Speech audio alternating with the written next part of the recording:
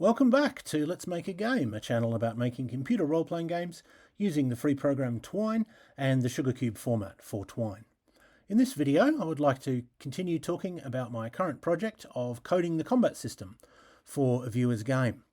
So if you're a regular viewer of this channel, you'll know that in the last video, we more or less finished coding ammunition as it relates to the player character.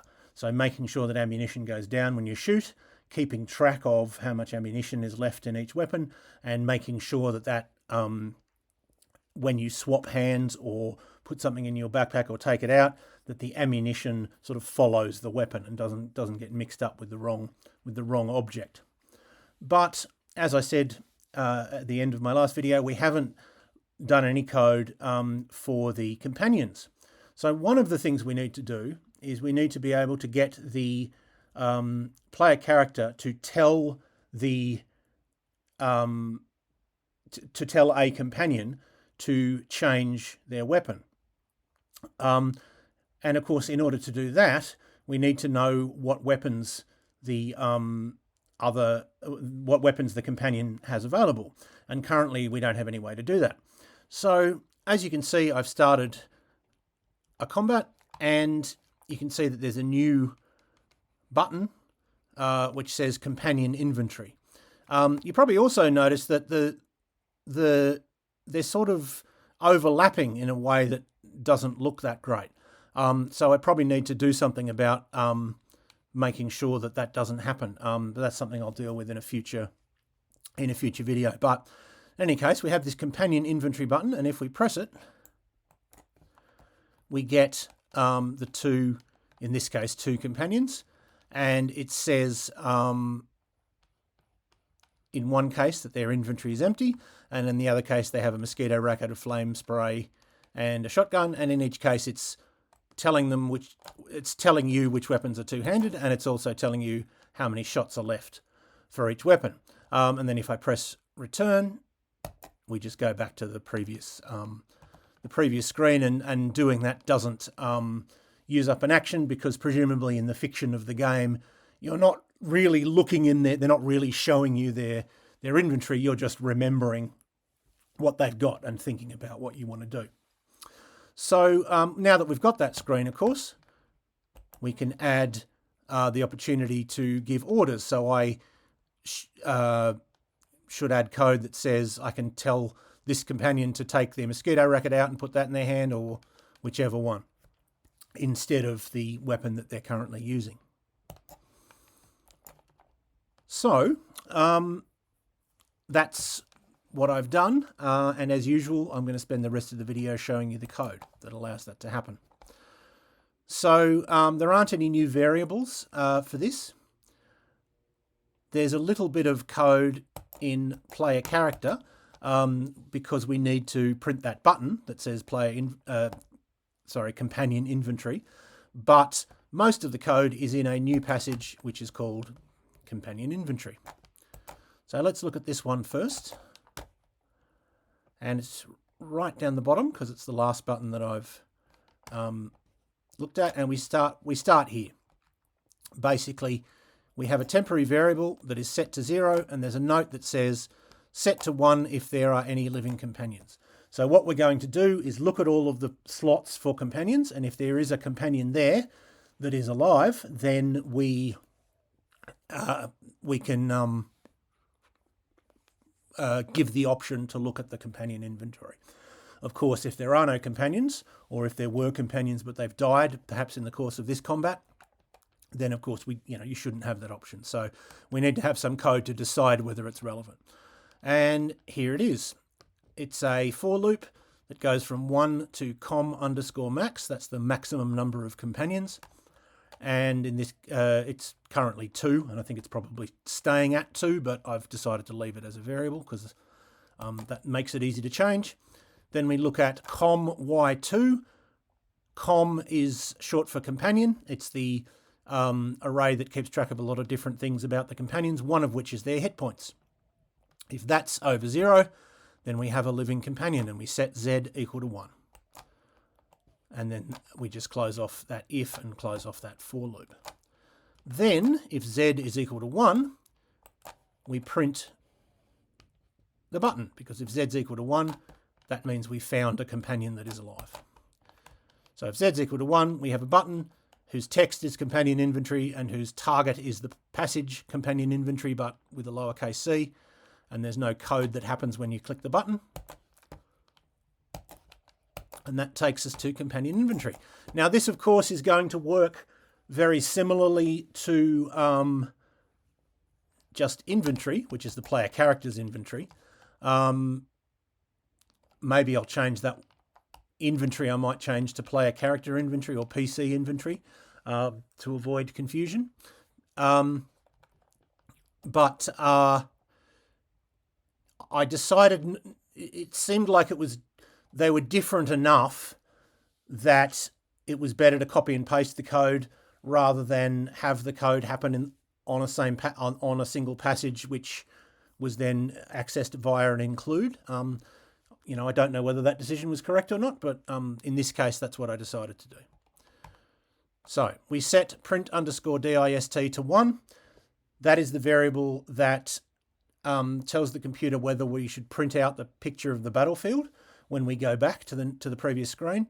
And in this case, yes, we do want that to happen, because once we've looked at the inventory, we don't want to just get a bunch of buttons that are our options. We want to see the monsters again and see, you know, where we are, so we can make an informed decision.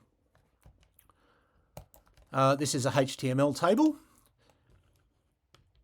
And again, of course, we have a for loop that goes from 1 to com_max, because we need to go through each companion, and if they're alive, do particular things. So first of all, we ask, is there a companion in this slot? Well, that is alive, and that's if com_x2 is greater than 0. And if that's true, then we're going to do all of the stuff that is below, pretty much. So the first thing we do is we print the small, basically the same picture that is printed to represent the companion in the sidebar. And in fact, the code is so similar that I did literally copy and paste the code and changed it slightly because it used a different temporary variable. But in this case, we're using X. So it'll be image from art slash, this just means the companion's persona. This will find the name of the persona that particular companion has. Persona, remember, is the equivalent to character class, so it's like warrior, influencer, scoundrel, or I think scientist is the other one. Then we have a space. This is their gender, because remember there are male and female companions. This is going to be quite different in the final game, because the companions are not just representatives of a class. They are sort of, they're individual people with specific names. They're sort of specific characters that you meet. But this works for what I've got set up anyway. And then it's the small version, because there are two sizes. We use one for the player character's picture, and then the smaller version for the companions' pictures. So we set Y to 0, and this is one of these ones that's going to be set to 1 if a particular thing is met.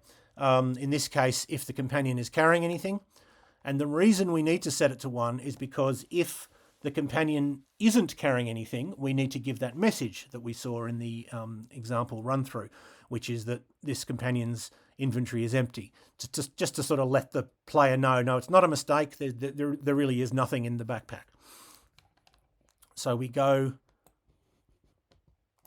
and again, a for loop from 1 to inventory underscore slots, which is what you might expect from its name. It's the number of slots in the inventory. We have a very simple system of carrying things. Each object sort of takes up one slot. There's no system of weights or something like a lot of games will have encumbrance. You can carry it up to a certain weight, and each item has a different amount of weight. We're using a very simple system that you can carry up to 10 items, and that's sort of basically how it works. And inventory underscore slots is the variable that keeps track of how much that maximum is, in this case 10. we look at inventory XZ. X is the number of this companion that we're dealing with, and Z is this temporary variable up here. If inventory XZ is greater than 0, that tells us there's something in the inventory, in that slot in the inventory. So we set Y to 1, meaning we're not going to need to give that, that message. And then we do very similar to what we do for the player character's inventory. We print the name of the weapon. If necessary, we print that it's two-handed. If necessary, we print that it's got a certain number of shots in it, loaded into it. And then we put a line break, because remember, this is a for loop, and this is within a single TD, meaning a single HTML cell. And so we might have like 5 or even 6 or, well, up to 10 items in that cell just as a list. I might need to change that. They might need to be in individual cells. I have to think about the best layout. It depends on, I have to think about how to, because I'm probably going to have an order button next to each of the items. So maybe that we won't do it in a single cell like that. We'll have to do it in a more complicated way. But for now, that's how it's being done. Now, why is there an else here? We've got if inventory XZ is greater than 0, and then else, and then a note that says not done. Well, wouldn't it just be if it's over 0? Wouldn't the other option just be that there's nothing there? Well, no, because currently the inventory can only hold weapons, but there are other types of items that are meant to be carried in the game. For example, clips of ammunition, and then we might have items that have got nothing to do with combat at all, that are just things you pick up along the way. I'm not exactly sure whether that is the case, but certainly there's going to be at least one other type of item than a weapon. So we need to have those other categories. And that's why I've left that space there. You'll find the same thing in inventory, but I haven't got to those different types of objects yet. And then we just close off the for loop. And then here we have the purpose of the Y variable, which is if Y is equal to 0, meaning we haven't found any items, we print the message, this companion's inventory is empty. Simple as that. And then we just close off all the loops and ifs and TDs and TRs, etc. down here. And then we have a button to return to, well, it doesn't return, I mean, it says return, but you don't actually, in the program, you don't return to the screen you're on, because you're on the player character screen, but you return to whose go is it. And the reason we return to whose go is it rather than to player character is because whose go is it is the passage that has the option to print the battlefield out. Again, if this variable print _dist, so print distances, meaning print the distances to all of the enemies, basically, and companions, if that is equal to 1. So even though it says return, and even though when we play it, it seems like we're coming back to the same place, and eventually we will end up in the same place, which is player character, it doesn't actually take you back to there. It takes you to this whose go is it passage. And that is how we do that. That's how we print what's in the inventory. Now we need to have the option to give a new type of order to the companions, which is an order to change your weapon. We need to have the companions lose ammunition when they use a weapon that uses ammunition. Although, actually, no, I don't think they do. I think that was wrong, because I think PC side attacks, actually, we've already done that, and that covers both companions and the player character. But we certainly do need to have them not attack if they're out of ammunition. We certainly haven't done that yet.